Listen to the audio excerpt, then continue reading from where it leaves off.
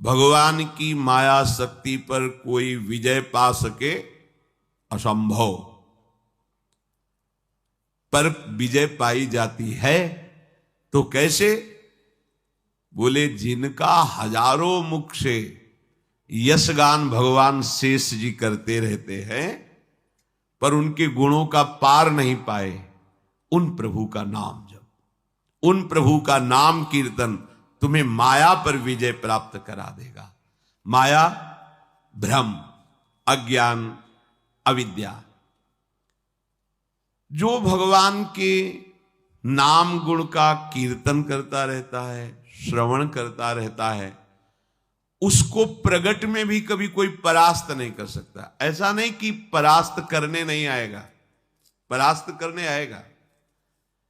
काम, क्रोध, लोभ, मोह या संसार का कोई व्यक्ति, घटना, परिस्थिति आते हैं, विघ्न तो आते ही हैं, सबके जीवन में आते हैं। पर नाम चल रहा है, बड़ा चमत्कार जीवन में प्रकट होता है नाम का। ये जो हम भगवत भक्तों के चरित्र आपको गुरु कृपा से जो सुनने को मिलते हैं, सुनाते हैं, उनसे हमें एक बल मिलता है।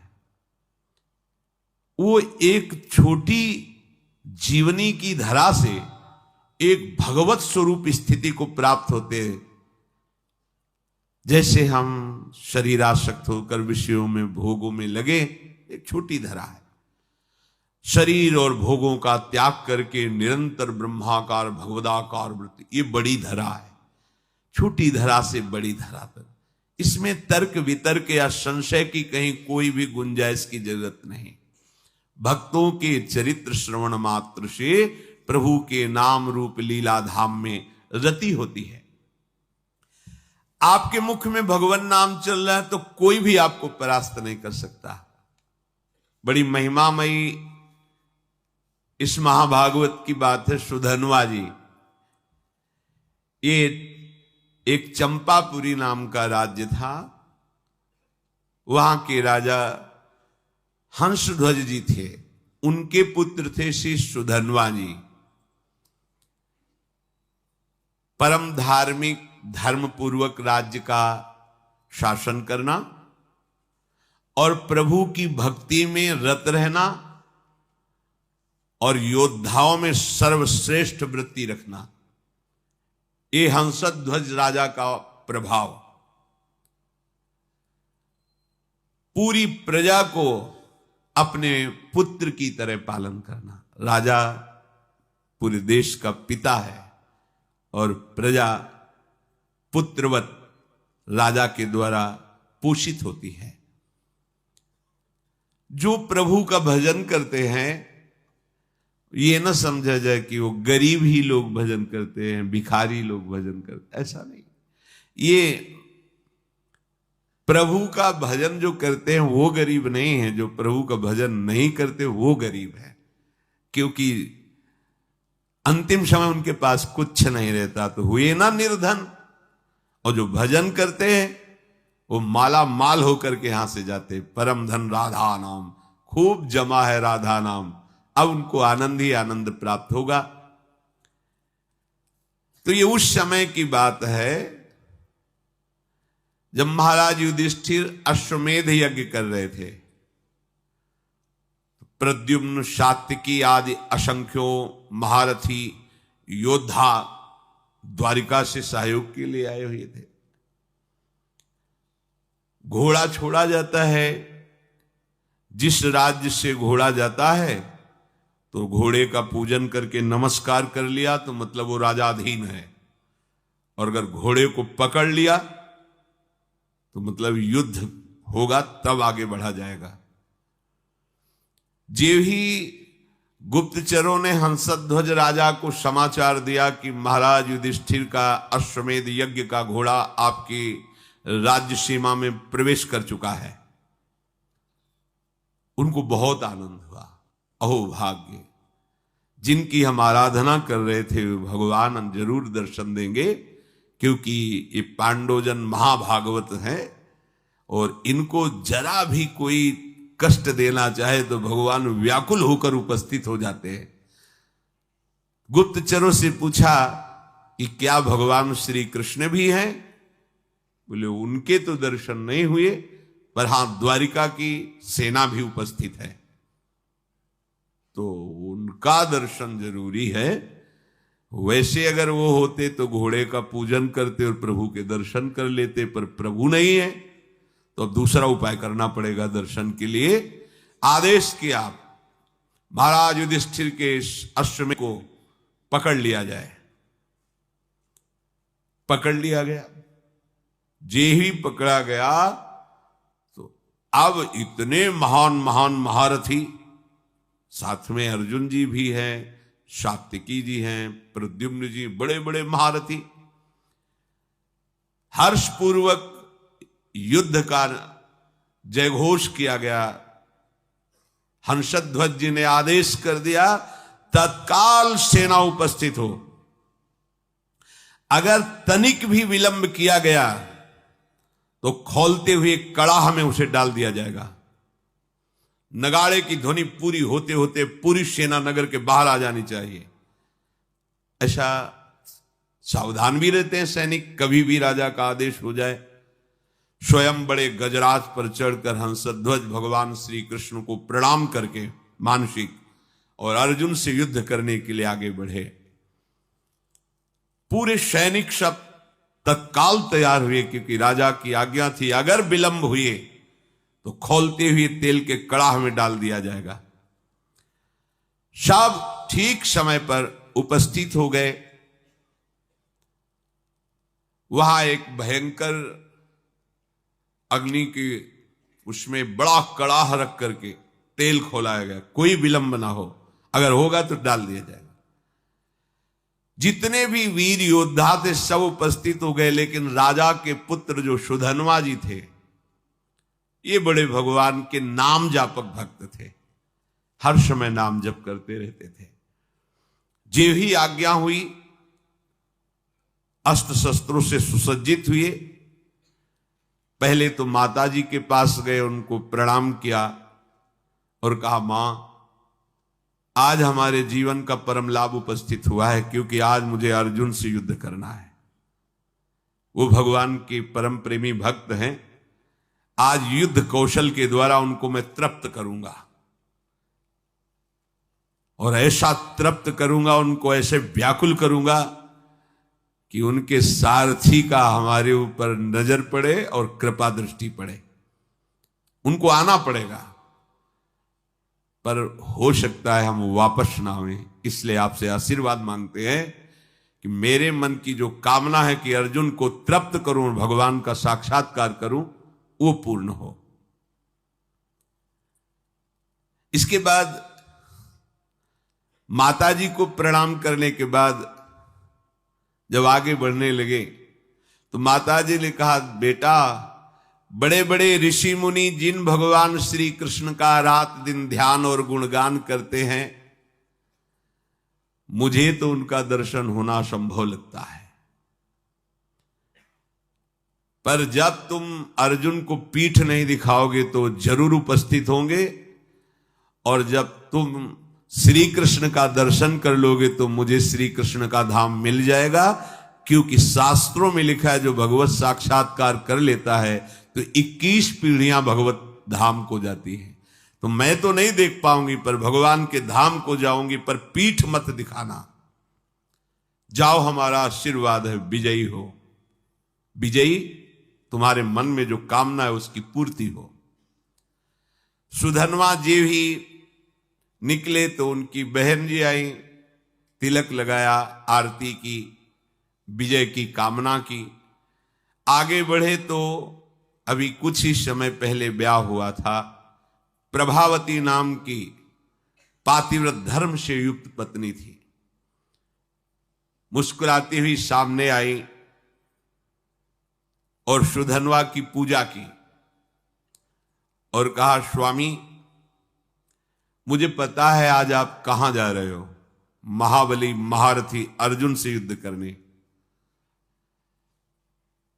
मैं जानती हूं कि जहां तुम जा रहे हो वहां से वापस आना असंभव है, जानती हूं, पर इतनी तो कृपा कर दो कि आपको जलांजलि देने वाला कोई होना चाहिए। अभी कुछ ही समय पहले ब्याह हुआ था।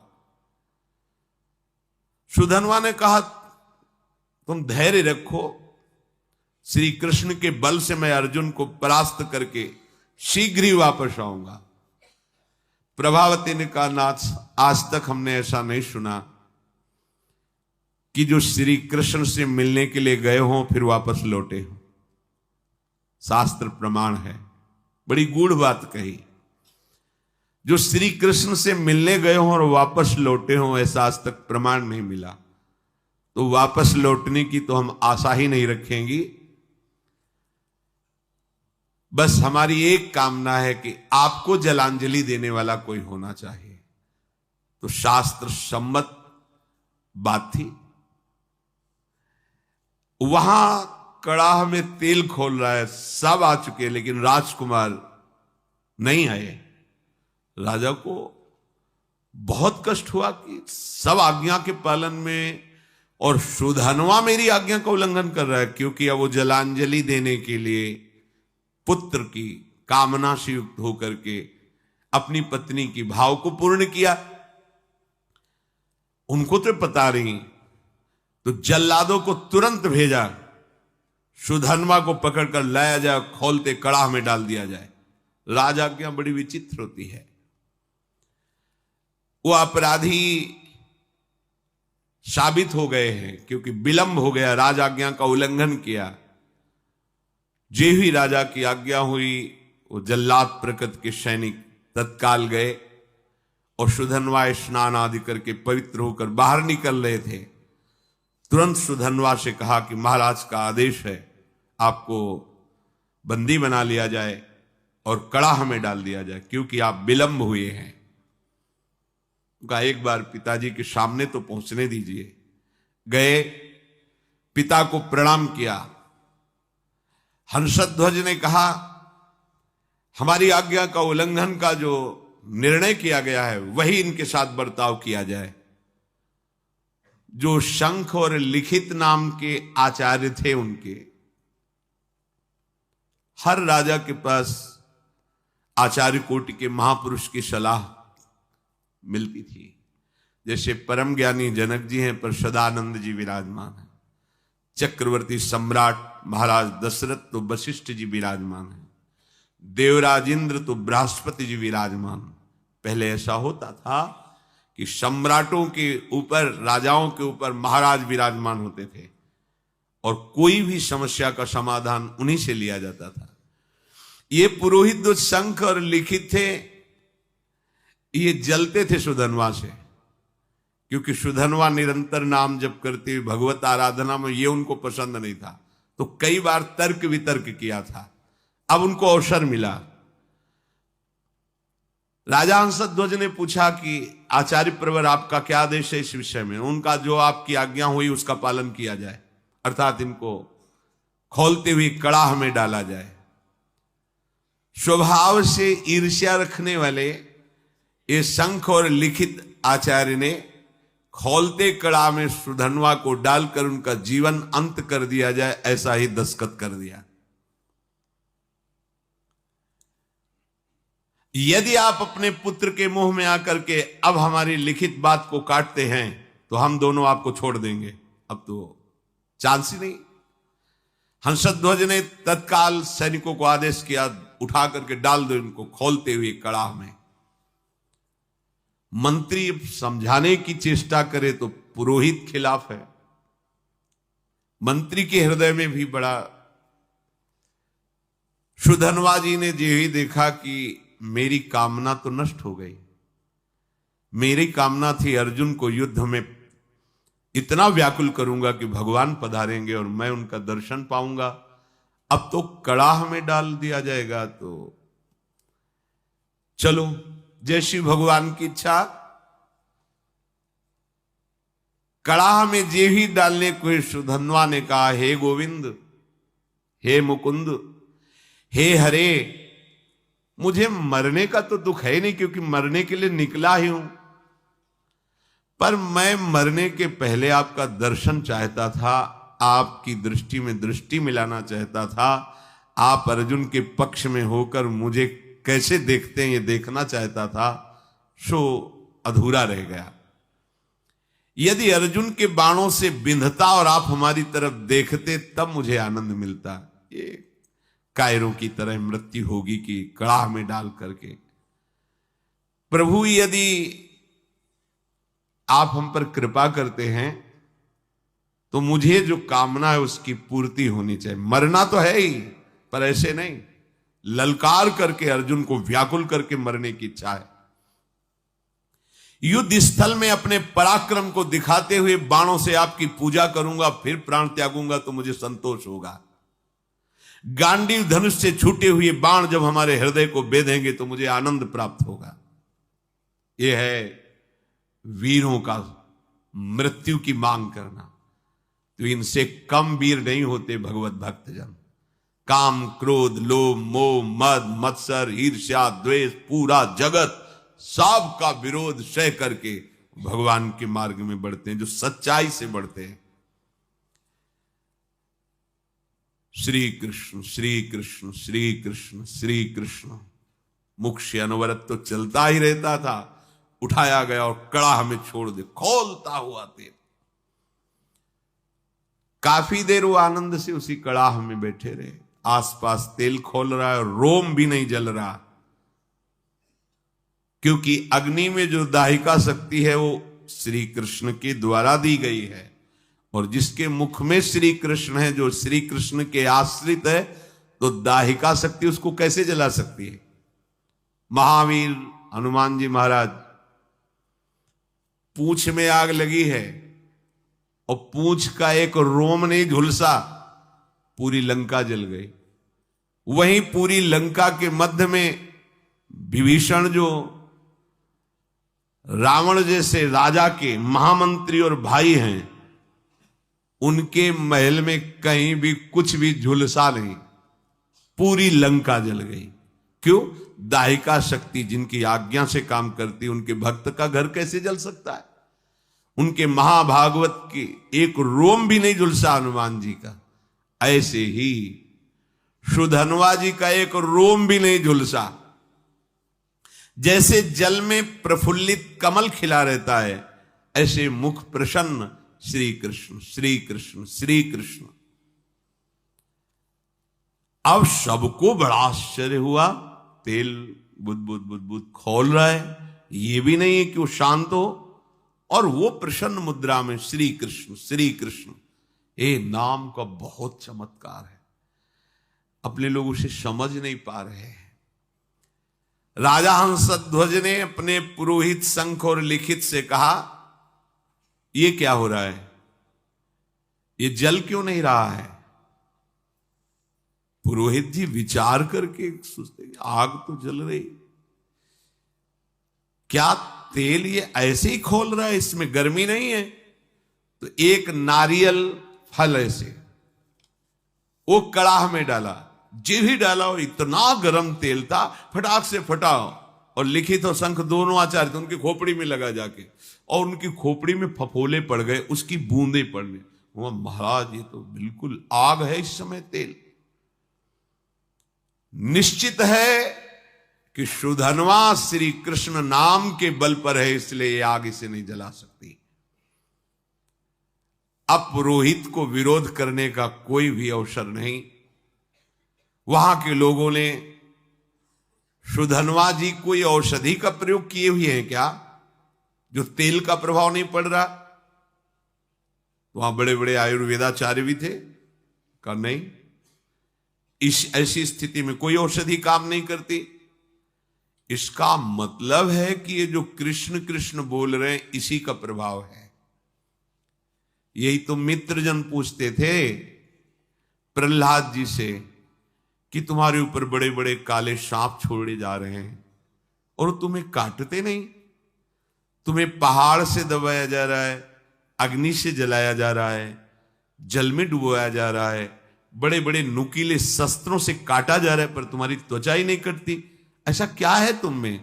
तो उन्होंने कहा, मैं हर समय हरि हरि श्री हरि ऐसा बोलता हूं, तो मुझे लगता है कि मेरे हरि मुझे ऐसे लिए हुए तो ना कोई आग, ना कोई अस्त्र शस्त्र, ना कोई मुझे दुख, कोई छू ही नहीं पा रहा है, क्योंकि मेरे हरि मुझे गोद में लिए हुए हैं और ऐसे किए हुए। नाम का बहुत बड़ा, ऐसा ना समझो कि ये उनके ऊपर प्रभाव था, आपके ऊपर नहीं। आप वैसे ही जपिए, देखिए प्रभाव।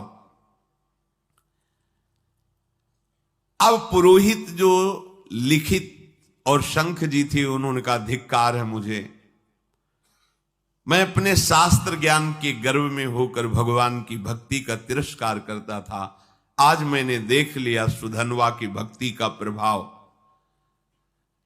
और वो दोनों ऐसा सोच ही रहे थे कि फिर जो परिजन थे सुधनवा को बाहर नहीं, कुछ नहीं, बस जैसे और तेल से चिकनाहट हो गई हो बस। अब वो दोनों शर्मा करके आचार्य खुद कड़ाहे पे कूद गए। ये धिक्कार, हमारे जीवन को ऐसे भक्त का विरोध करते थे। सुधनवा जी ने श्री कृष्ण श्री कृष्ण श्री कृष्ण, तो कूदने में तो थोड़ा जलन सी, पर तुरंत शीतल हो गया। आचार्य थे, चरणों में पड़ गए सुधनवा के। कौन ऐसा है जो नाम जापक के चरणों में अपना भाव समर्पित कर दे? नाम की बड़ी महिमा है। सुधनवा के आचार्य थे लिखित शंख, उन्होंने छाती से लगा के कहा, प्रिय राजकुमार, आज मुझे तेरी कृपा से समझ में आया कि भगवान के नाम में जो शक्ति है वो किसी और कहीं साधन में नहीं है। पुरुष सिंह, आज तुम्हारे स्पर्श से मैं पावन हो गया, क्योंकि तुम भगवान नाम जप करते हो। अब पता चल गया कि मैं तुम्हारा उद्धार नहीं करूंगा, तुम मेरा उद्धार कर दोगे। आचार्य अपने शिष्य से कह रहे हैं, वीरवर जाओ, सम्रांगण में तुम्हारी कामना की पूर्ति हो। सुधनवा पिता को प्रणाम किया। पिता ने कहा, आज हमारे सेनापतित्व का पद सुधनवा लेंगे। अब युद्ध प्रारंभ हुआ। सुधनवा कब प्रत्यंचा चढ़ाई और बाण छोड़ा, बड़े बड़े सैनिक देख ही नहीं पा रहे थे। लोगों को ये भ्रम रहता है कि हम नाम जप करेंगे तो स्कूल में पढ़ाई में विघ्न पड़ेगा, हमारे कामकाज में विघ्न पड़े। ऐसा मत सोचिए। नाम जप करोगे तो आप बहुत अच्छे विद्यार्थी होगे, नाम जप करोगे तो आप बहुत अच्छे किसान होगे, नाम जप करोगे तो आप बहुत अच्छे, जो भी जिस मार्ग में जाओगे बहुत अच्छे बन जाओगे, क्योंकि बुद्धि पवित्र होगी और भगवान नाम की सामर्थ्य है, तो आप जो चाहोगे कर सकते हो। जब अर्जुन ने देखा कि ये 9 राजकुमार बड़े बड़े महारथियों को भी मूर्छित करता हुआ आगे बढ़ता जा रहा है, तो स्वयं वो अपने गांडीव धनुष की प्रत्यंचा खींची और सामने आकर खड़े हो गए। अर्जुन ने कहा, है राजकुमार, अब तुम किसी साधारण वीर के सामने नहीं खड़े हो, गांडीव धनुषधारी अर्जुन के सामने खड़े हो। जितनी सामर्थ्य हो अब हमसे तुम युद्ध करके दिखाओ। सुधनवा ने निर्भयता पूर्वक हंसकर कहा, हे पार्थ, आपने बहुत सी लड़ाइयां लड़ी और विजय को प्राप्त हुए हैं, पर उसका तुम कारण नहीं जानते हो कि तुम विजय में क्यों प्राप्त हुए हो। क्योंकि तुम्हारे सारथी श्री कृष्ण थे। इस समय तुम हमारे सामने टिक नहीं सकते, क्योंकि तुम्हारा सारथी नहीं बैठा है, श्री कृष्ण नहीं है। तो यद्यपि तुम महावीर हो, पर तुम मेरे सामने नहीं टिक सकते। तुम्हें सलाह देता हूं, अगर मेरे पर विजय प्राप्त करनी तो अपने सारथी की याद करो, नहीं तो तुम्हारी सामर्थ्य नहीं है, ये गांडीव धनुष के निकले हुए बाणों की सामर्थ्य नहीं कि मुझे परास्त कर सके। एक बालक के मुख से ऐसी चुनौती, अर्जुन जी परम धनुर्धर, दिव्यास्त्रों का ज्ञान, क्रोधित होकर सुधनवा पर बाणों की वर्षा शुरू कर दी। सुधनवा जी ने हंसते हंसते एक एक बाण को तिल तिल के समान काट के गिरा दिया। अर्जुन जी को लगा, आज तक ऐसा भी, बाणों को काट देना अलग बात, लेकिन हर बाण को तिल तिल काट के बाणों की वर्षा हो रही।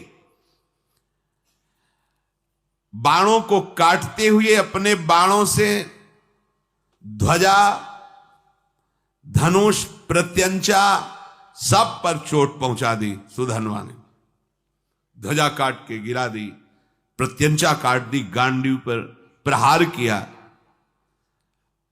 और अर्जुन के सारथी को भी घायल कर दिया और कहा, कहां गया तुम्हारा वो पुरुषार्थ गांडीव धनुषधारी अर्जुन? बिना प्रत्यंचा का धनुष, बिना ध्वजा का रथ, सारथी बेहोश। आश्चर्य में पड़ गए कि ऐसा वीर बालक तो हमने देखा ही नहीं।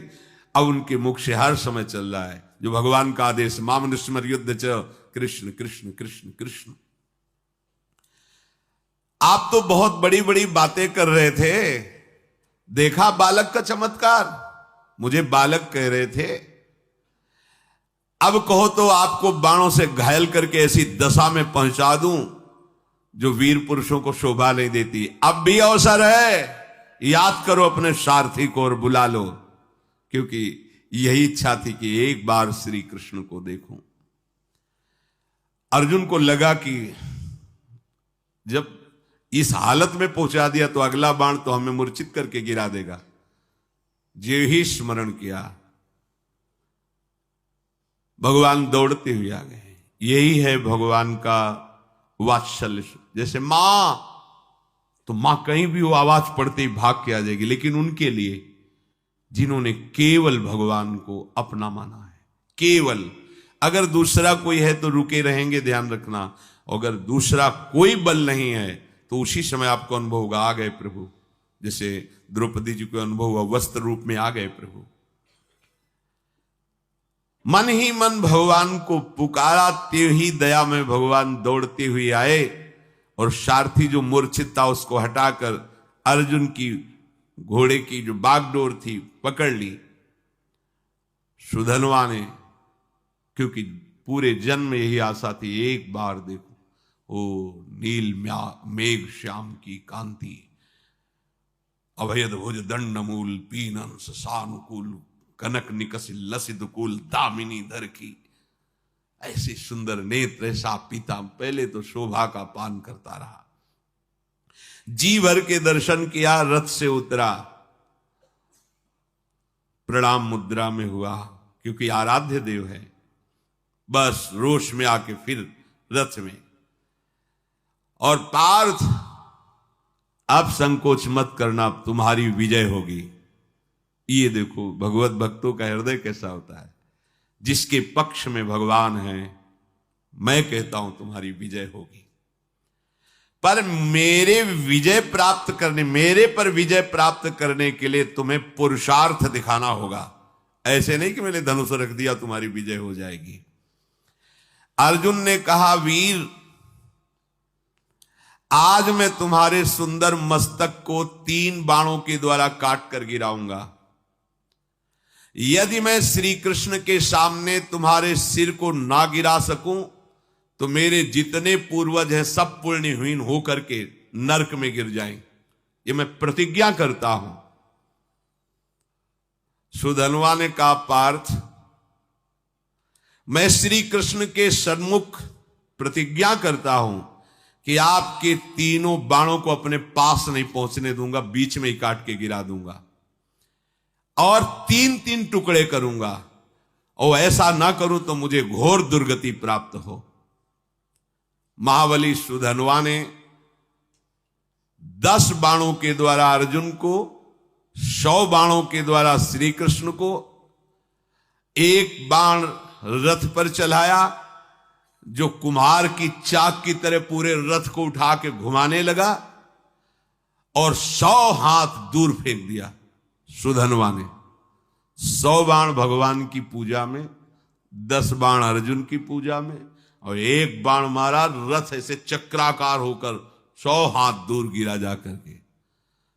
भगवान श्री कृष्ण बोले, धन्य है वीर, धन्य है। अर्जुन बिना समझे बूझे प्रतिज्ञा कर ली, पितरों को नरक भेजना है क्या?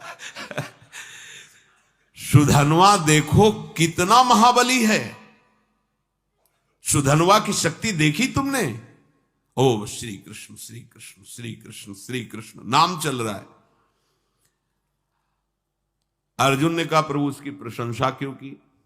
बोले जानते हो समस्त ब्रह्मांडों का भार लिए हुए मैं बैठा हूं, मुझे सहित तेरे सहित 100 कदम पीछे फेंक दिया। बोले प्रभु इसका इतना बल कहां से आ गया? बोले ये बहुत जोरदार है, ये तो निरंतर नाम जप कर रहा है और दूसरा ये एक पत्नी व्रत है। बोले ये एक सुदृढ़ पत्नी व्रत है, इसलिए हमको दूर फेंक दिया। अर्जुन ने भगवान से कहा इस समय विनोद का समय नहीं है, इस समय तो हमारी हार हो रही, आपके बैठने पर भी। अब दिव्यास्त्र का संधान किया, काल को विराजमान किया बाण पे, संधान करके श्री कृष्णचंद्र ने कहा गोवर्धन पर्वत उठाकर जो गोप गौओं की रक्षा की उससे प्राप्त पुण्य मैं इस बाण पर विराजमान करता हूं। सुधनवा से कहा बचो ये काल का बाण है। सुधनवा ने कहा हमारे पास श्री कृष्ण नाम है जो काल का भी महाकाल है। देख लो एक तरफ भगवान है एक तरफ नाम है, ये देखो उन्हीं का नाम है, एक तरफ भगवान एक तरफ भगवान का नाम। सुधनवा ने जोर से उच्चारण किया जय श्री कृष्ण, संधान किया, बाण के टुकड़े टुकड़े कर दिए। नाम का अद्भुत प्रभाव, टुकड़े टुकड़े कर दिए और जोर जोर से जय श्री कृष्ण जय श्री कृष्ण जय श्री कृष्ण मंगलमय नामों का जोर जोर से उच्चारण। त्रैलोक्य के ऋषि मुनियों में हाहाकार मच गया। भगवान ने गिरिराज उठाने का पूरा पुण्य लगा दिया और अर्जुन ने काल का संधान किया बाण पे, काल की भी चाल नहीं। ये नाम का प्रभाव देखो। भगवान ने अर्जुन से कहा तुरंत दूसरा बाण निकालो, दिव्यास्त्र तो बढ़ता चला जा रहा है। भगवान ने उस बाण में अपनी बहुत सी शक्तियों का संधान किया।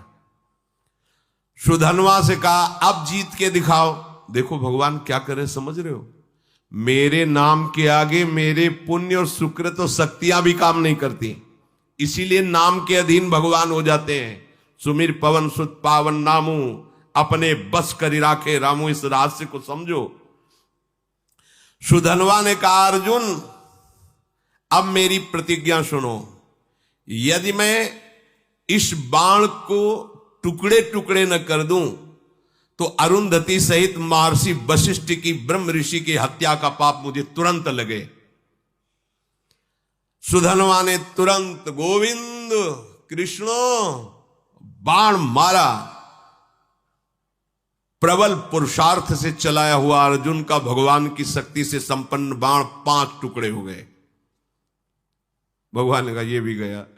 ब्रह्म इतना बड़ा शक्ति संधान किया, अर्जुन उदास होने लगे। प्रभु अब क्या होगा, तुम्हारी शक्ति भी इसमें थी सब क्या? यही समझो, रहस्य समझो। भक्तों ने यही रहस्य समझा है। भगवान की भी रक्षा भगवान के नामों से यशोदा मैया और सब गोपियों ने की, बाल गोविंद की लीला में पढ़ के। अरे नाम इतना बड़ा है कि कहां लगी नाम बड़ाई, राम न सकई नाम गुण गाई। तभी तो संत जन छाती चौड़ी करके घूमते हैं, राधा राधा राधा। हमारे पास राधा नाम, हमारे पास कृष्ण नाम, गोविंद नाम है, मतलब प्रभु हमारे अधीन है। भगवान देखा कि अर्जुन निरुत्साहित हो रहे हैं तो 5 जन शंख को लिया और 5 शंख का नाद जो है ना वो उत्साह वर्धन करने वाला होता है। 5 जन शंख बजाया और अर्जुन से कहा अब बाण संधान करो। महामनस्वी अर्जुन ने तीसरा बाण हाथ में लिया और भगवान ने कहा कि जब मैं राम अवतार में राम जी बना था तो एक पत्नी व्रत रहा हूं, उसमें तो राम जी बहुत मर्यादा पुरुषोत्तम अवतार भगवान का, ये प्रेमावतार है, वो मर्यादा पुरुषोत्तम यही प्रभु है।